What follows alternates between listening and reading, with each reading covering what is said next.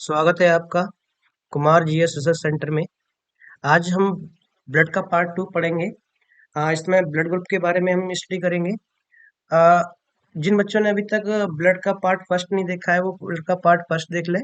और बहुत ही इम्पोर्टेंट है क्योंकि जो भी हम ब्लड ग्रुप देखते हैं, जो भी हम ब्लड ग्रुप को चेक करते हैं, तो ब्लड में दो चीजें होती हैं। एक प्लाज्मा होता है और एक होता है आरबीसी।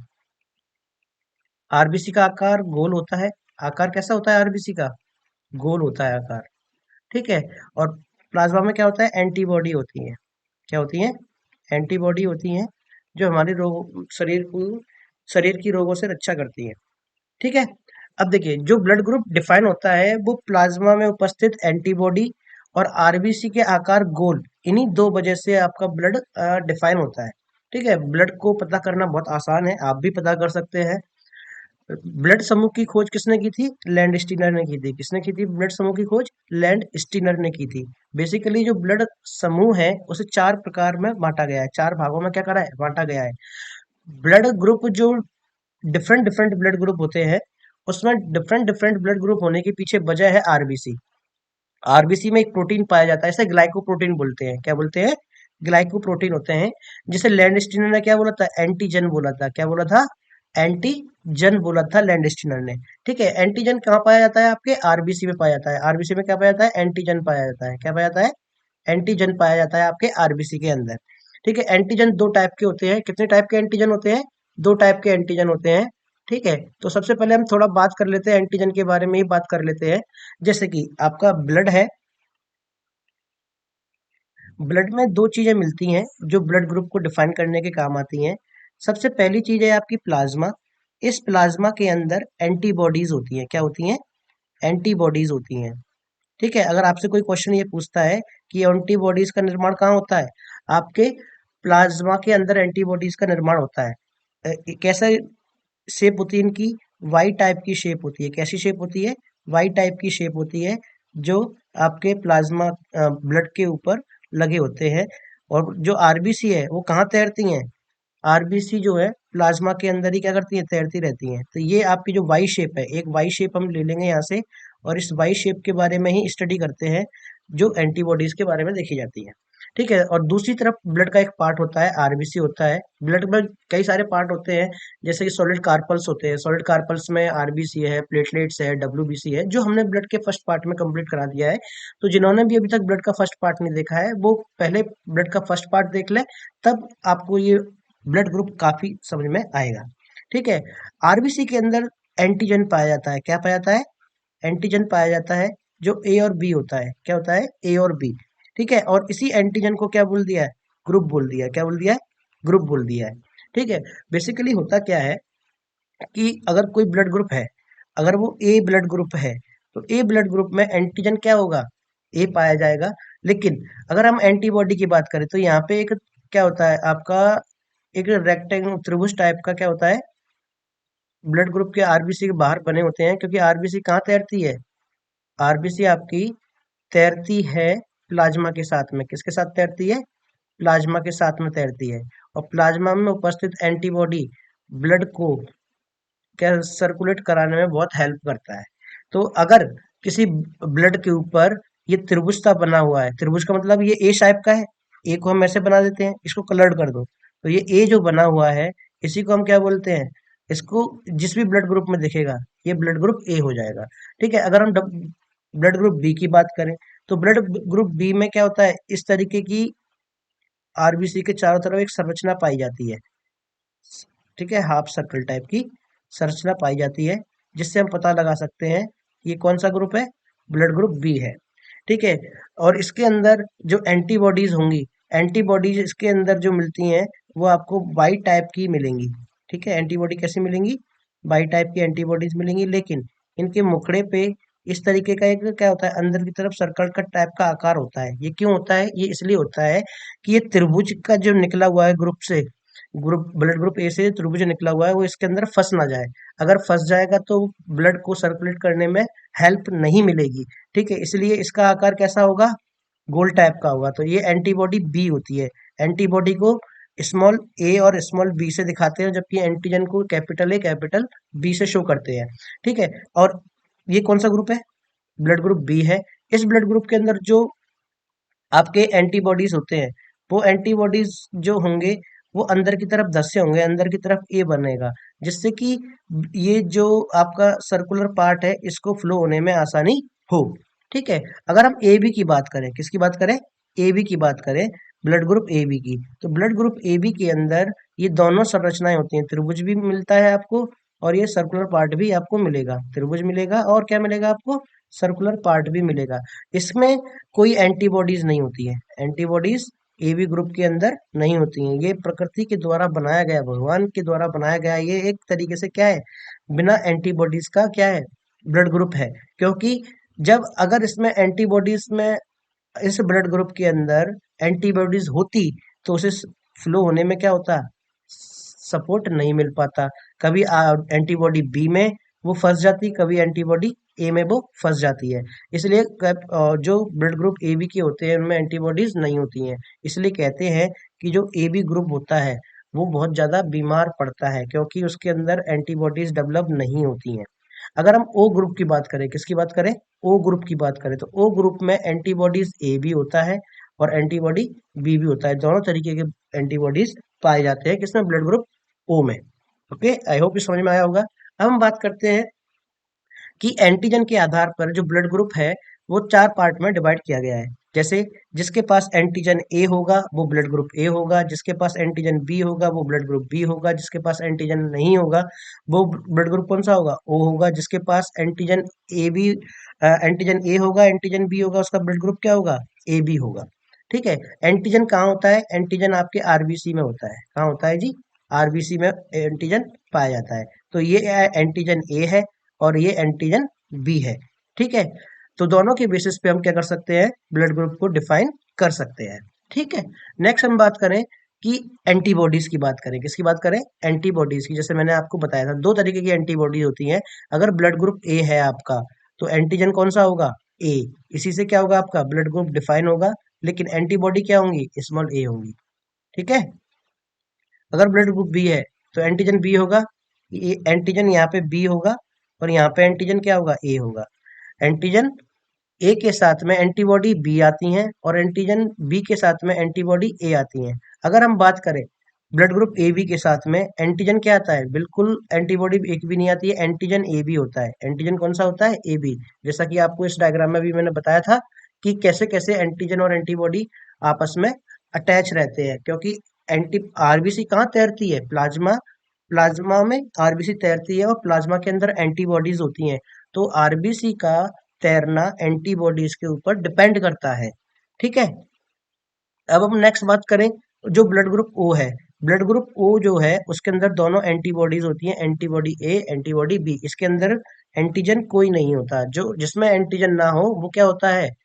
ब्लड ग्रुप ओ होता है। इसलिए जितने भी ब्लड ग्रुप वाले पर्सन होते हैं वो बीमार कम पड़ते हैं, क्योंकि उनके पास दोनों एंटीजन है, दोनों तरीके से वो रोगों से लड़ सकते हैं। अब हम बात करते हैं आर एच फैक्टर की। किसकी बात करते हैं? आर एच फैक्टर की। तो आर एच फैक्टर की जो खोज की थी वो बीनर ने की थी। ठीक है। आर एच फैक्टर क्या होता है? बेसिकली एक आर एच फैक्टर एक विशेष प्रकार का एंटीजन है जिसे सबसे पहले रीसस नामक बंदर में देखा गया। ठीक है। किस बंदर में देखा गया? रीसस नामक बंदर में देखा गया और उसी को क्या बोल दिया गया? आर एच बोल दिया गया। क्या बोल दिया गया? आर एच बोल दिया गया। आर एच होता क्या है बेसिकली, ये देखते हैं। जैसे कि आपने ब्लड ग्रुप पहचाना कि ये ब्लड ग्रुप ए है और इसके ऊपर क्या होगा? एक त्रिभुज सा बना होगा जिसे एंटीजन ए बोलते हैं। क्या बोलते हैं? एंटीजन ए बोलते हैं। ठीक है। और ये एंटीजन ए है। तो बीनर ने देखा, बहुत सारे बंदरों के ऊपर सर्च की गई और उस बंदरों पे सर्च करने पर ये मालूम हुआ कि इनके बीच में, एंटीजन के बीच में एक क्या है, ये एक स्ट्रक्चर इस तरीके का मिला। ठीक है। इस तरीके का एक स्ट्रक्चर मिला और कुछ बंदरों में ये स्ट्रक्चर मिला ही नहीं, कुछ बंदरों में ये स्ट्रक्चर मिला। तो इन्होंने इसी स्ट्रक्चर को क्या बोल दिया है? आर एच बोल दिया था। कि अगर जिसमें ये उपस्थित होंगे, जैसे बायोलॉजिकल टर्म के अंदर, बायोलॉजी के टर्म के अंदर ऐसा होता है कि जिसमें चीजें कुछ चीज उपस्थित होती हैं, अगर कोई चीज उपस्थित होती है उसे पॉजिटिव बोलते हैं, और जो अनुपस्थित होती हैं उसे बोलते हैं आप नेगेटिव। तो कुछ बंदरों के अंदर ये ऐसी संरचना मिली, और कुछ बंदरों के अंदर ऐसी संरचना नहीं मिली है। ठीक है, आरएच संरचना मिली और कुछ बंदरों के अंदर आरएच संरचना नहीं मिली। जिनके अंदर इस तरीके का बॉक्स मिला ब्लड ग्रुप के अंदर, वो बन गए आरएच पॉजिटिव, और जिनके अंदर आरएच नहीं मिला वो बन गए आरएच नेगेटिव। बिल्कुल इस तरीके से बन गए। ये ब्लड ग्रुप ए है। ठीक है, जिनके पास इस तरीके की संरचना नहीं मिली, आरएच नहीं मिला, वो क्या बन गए, आरएच नेगेटिव बन गए। और जिनके पास मिल गया वो आरएच पॉजिटिव बन गए। इंडिया में लगभग 90% लोग जो होते हैं वो आरएच पॉजिटिव है। कैसे है, आरएच पॉजिटिव। तो आरएच इस तरीके से होता है, ये डॉट दिख रही है आपको, इस तरीके से आरएच होता है। ठीक है, ये कहाँ मिलता है, आरबीसी के आउटसाइड में मिलता है। आरबीसी की शेप कैसी होती है, गोल आकार की होती है। अगर हम अब हम बात करें रक्त का आधार, ट्रांसफ्यूजन ऑफ ब्लड, ब्लड कैसे देते हैं। ठीक है, तो जब किसी व्यक्ति को बाहर से रक्त दिया जाता है उसे क्या कहते हैं, रक्त का आधान, ट्रांसफ्यूजन ऑफ ब्लड कहते हैं। रक्त को ब्लड बैंक में कितनी डिग्री पर रखा जाता है, 40 फ़ारेनहाइट पे रखा जाता है। एक व्यक्ति एक बार में 200 यूनिट का ब्लड का आधान कर सकता है। रक्तदान कितना कर सकता है, 200 ml। ठीक है, कितना कर सकता है, 200 ml। एक यूनिट में कितना ml होता है, 200 ml। जब हम किसी को रक्त देते हैं तो ब्लड ग्रुप के साथ साथ आरएच का भी मिलान होता है। ठीक है, आरएच का भी क्या होगा, मिलान होगा रक्त के साथ साथ। रक्त के साथ साथ किसका मिलान होगा, आरएच का भी मिलान किया जाता है। ठीक है, ओ नेगेटिव वाले को क्या कहते हैं, डोनर कहते हैं। जैसे कि अगर हम बात करें आपका कि कुछ कॉन्सेप्ट है, जैसे कि आपका जो डोनर है, यूनिवर्सल डोनर, वो ओ नेगेटिव होता है। कौन होता है, ओ नेगेटिव। और असेप्टर कौन सा होता है, universal acceptor A B positive. अब देखिए होता क्या है कि ओ नेगेटिव के अंदर जो एंटीबॉडीज होती हैं, एंटीबॉडीज ए और बी दोनों मिलती हैं। ठीक है, एंटीजन एक भी नहीं होता, इसके अंदर एंटीजन नहीं होता है, एंटीबॉडीज होती हैं। और ए बी पॉजिटिव के साथ में क्या दिक्कत है, इसके अंदर एंटीबॉडीज नहीं होती हैं, एंटीबॉडीज नहीं होती हैं, और एंटीजन दोनों होंगे। एंटीजन ए भी होगा, एंटीजन बी भी होगा। ठीक है, तो इसलिए ए बी पॉजिटिव को एक्सेप्टर इसलिए बोलते हैं क्योंकि इसके अंदर से ब्लड के सर्कुलेशन की पॉसिबिलिटी हो जाती है। और ओ नेगेटिव को क्या बोलते हैं, डोनर। ये किसी को भी अपना ब्लड दे सकता है क्योंकि इसके अंदर एंटीबॉडीज ए और बी पाई जाती है, एंटीजन पाया नहीं जाता है। ठीक है, तो ए के साथ में भी ये क्या कर लेगा, सर्कुलेट कर जाएगा ब्लड, फॉर्म ब्लड सर्कुलेट कर जाएगा, और बी के साथ भी क्या करेगा, ग्रुप बी के साथ भी ब्लड सर्कुलेट कर जाएगा। ठीक है, अब देखिए एक बीमारी का नाम है जिसे बोलते हैं एरिथोब्लास्टोसिस। क्या बोलते हैं, एरिथोब्लास्टोसिस।